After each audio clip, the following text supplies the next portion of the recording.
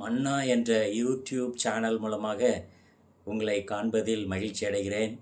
சகலவிதமான ஆசீர்வாதங்களாலும் கர்த்தர் நம்மை நிரப்புவாராக.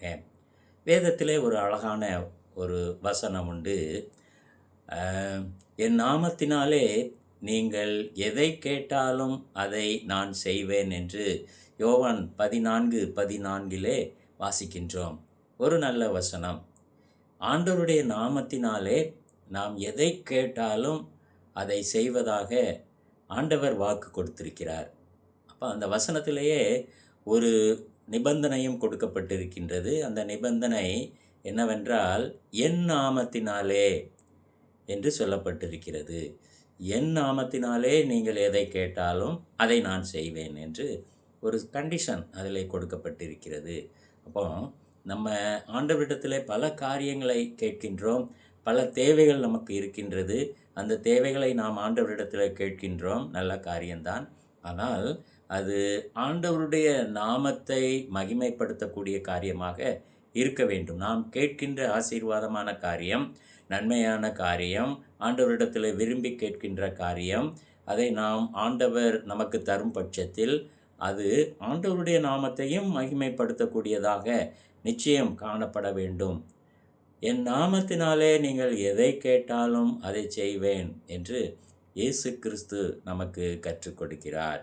அன்பானவர்களே, அன்னாள் ஆலயத்தில் ஒரு தேவையோடு சென்றால், அவளுக்கு குழந்தை இல்லை.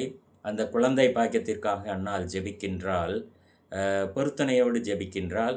எனக்கு ஒரு ஆண் மகனை நீர் கொடுத்தீர் என்றால் அந்த மகனை நான் உமக்கென்று வளர்த்திடுவேன், உமக்கென்று நான் வளர்த்திடுவேன் என்று சொல்லி பொருத்தனை பண்ணி ஜெபிக்கின்றாள்.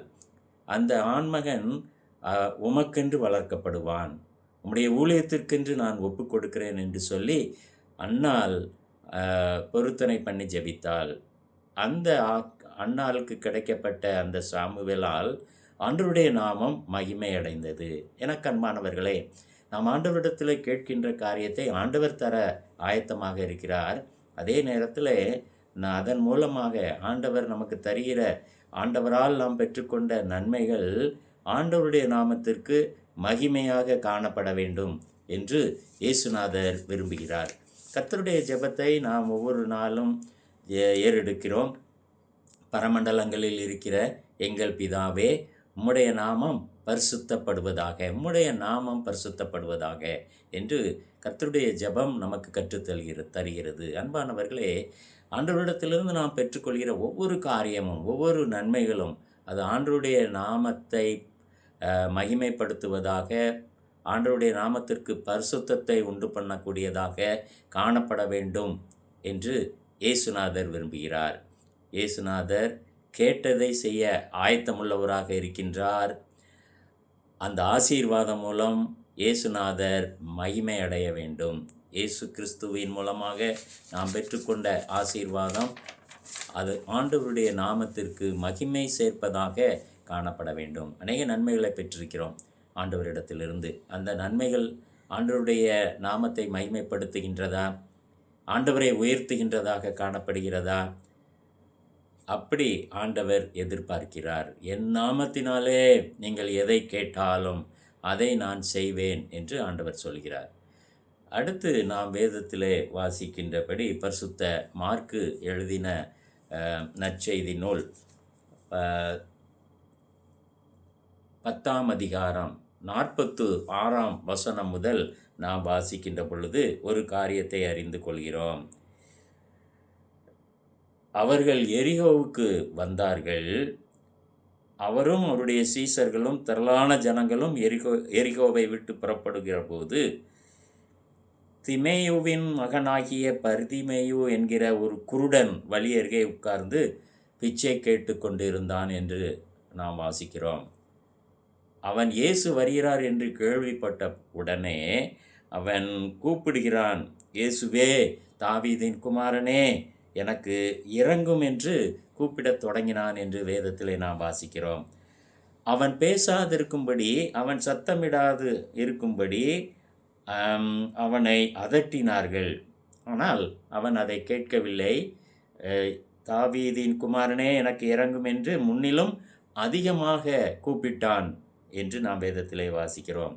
இயேசு அந்த இடத்திலே நிற்கின்றார். சத்தத்தை கேட்டு நின்று அவனை அழைத்து வரச் சொன்னார். அவர்கள் அந்த குருடனை அழைத்து, திடன்கொள், எழுந்திரு, உன்னை அழைக்கிறார் என்றார்கள். இயேசு உன்னை அழைக்கிறார் என்றார்கள். உடனே அவனுக்கு ரொம்ப சந்தோஷத்தின் மிகுதியினாலே, இயேசு என்னை அழைத்து விட்டார், என் கூப்பிடுதலை கேட்டு, என் வேண்டுதலை கேட்டு என்னை அழைத்து விட்டார் என்ற சந்தோஷத்திலே தன்னுடைய மேல் வஸ்திரத்தை எறிந்து விட்டு எழுந்து இயேசுவினிடத்திலே வந்தான். அன்பானவர்களே, இயேசு அந்த குருடனை பார்த்து, நான் உனக்கு என்ன செய்ய வேண்டும் என்றிருக்கிறாய் என்று கேட்டார். அதற்கு அந்த குருடன், ஆண்டவரே, நான் பார்வையடைய வேண்டும் என்றான். இயேசு அவனை நோக்கி, நீ போகலாம், உன் விசுவாசம் உன்னை ரட்சித்தது என்றார். உடனே அவன் பார்வையடைந்து, அதுக்கப்புறம் உள்ள பகுதி தான் ஒரு முக்கியமான பகுதி. வழியிலே இயேசுவுக்கு பின் சென்றான், ஆண்டவரை மகிமைப்படுத்தினான். ஆண்டவரிடத்தில் வேண்டினான், ஆண்டவரிடத்தில் கேட்டான், தான் பார்வையடைய வேண்டும் என்று சொல்லி ஆண்டவர் அந்த ஆசீர்வாதத்தை, அற்புதத்தை செய்தார்.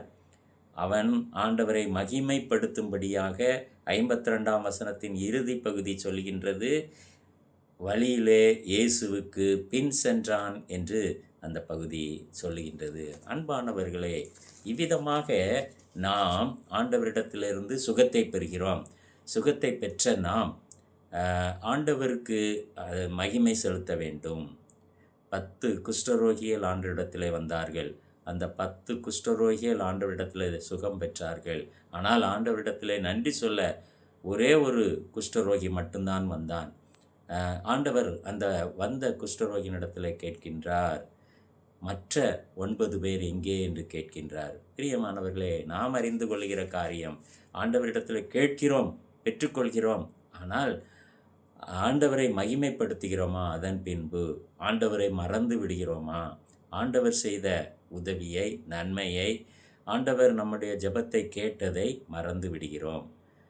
இறுதியாக நாம் பார்க்கின்ற பொழுது 1 ராஜாக்களின் புஸ்தகம் 3ஆம் அதிகாரம் 13ஆம் வசனத்திலே நாம் ஒரு சத்தியத்தை அறிந்து கொள்கிறோம்.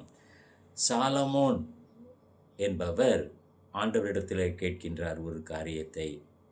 இவ்வளோ பெரிய ஜனத்தை நான் ஆளுவதற்கு எனக்கு ஞானம் வேண்டும் என்று கேட்கின்றார்.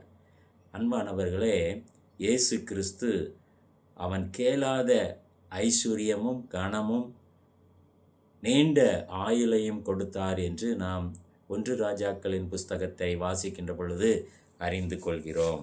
அன்பானவர்களே, 9வது வசனத்தில் இவ்விதமாக போட்டிருக்கின்றது, ஜனங்களை நியாயம் விசாரிக்கவும், நன்மை தீமை இன்னதென்று வகையறுக்கவும் அடியனுக்கு ஞானமுள்ள இருதயத்தை தந்தரலும் என்று சொல்கிறார்.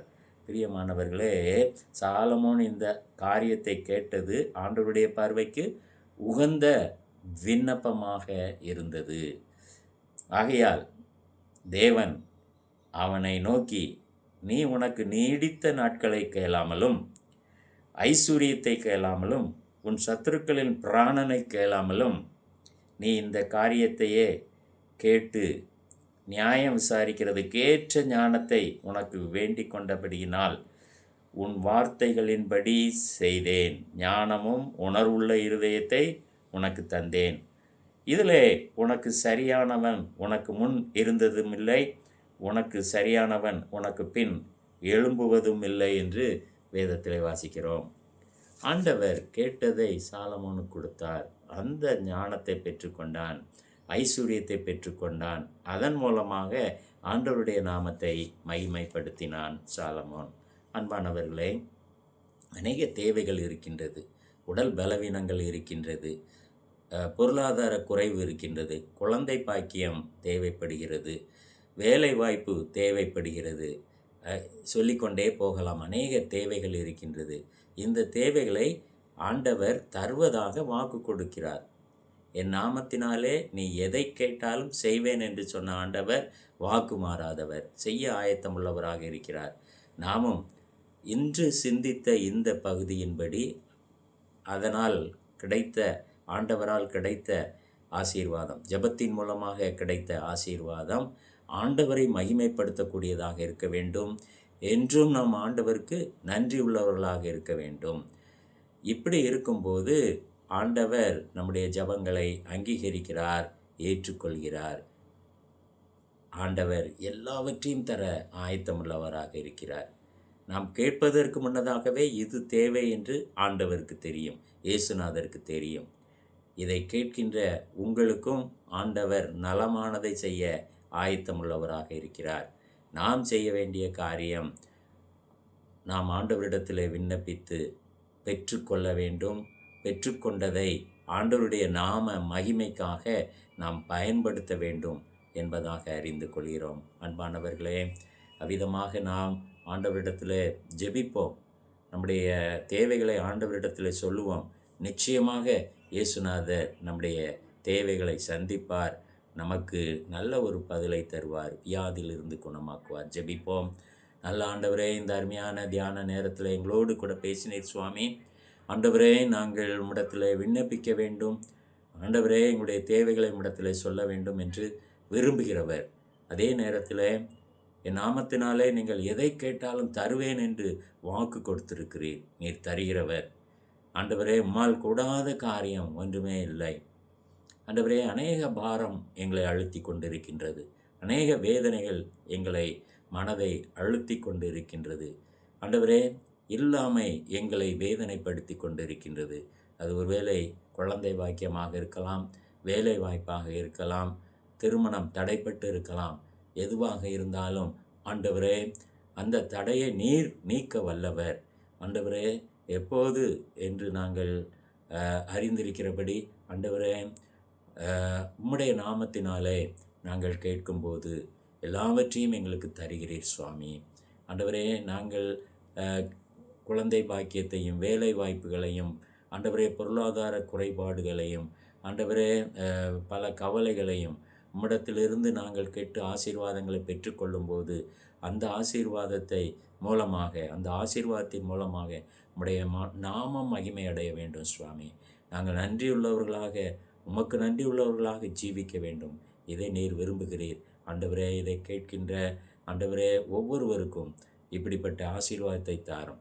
ஆண்டவரே, எதிலே அவர்கள் குறைவோடு இருக்கின்றார்களோ அதிலே ஆண்டவரே நிறைவை பெற்றுக்கொள்ள கிருபை தாரும், ஆசீர்வதியும். இயேசு கிறிஸ்துவின் மூலம் வேண்டிக் கொள்கிறோம் நல்ல பிதாவே, ஆமென்.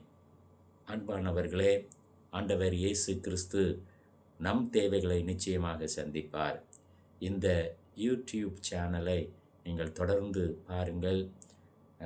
எனக்கு ஆலோசனைகளை கமெண்ட் மூலமாக சொல்லுங்கள்.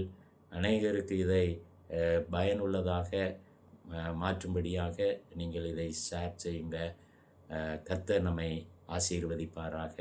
மீண்டும் அடுத்த ஒரு செய்தியோடு மன்னா என்ற இந்த மெசேஜ் சேனலை நாம் வெளியிடும்போது சந்திப்போம். கர்த்தர் நம்மை ஆசீர்வதிப்பாராக. ஆமேன். God bless you. Thank you.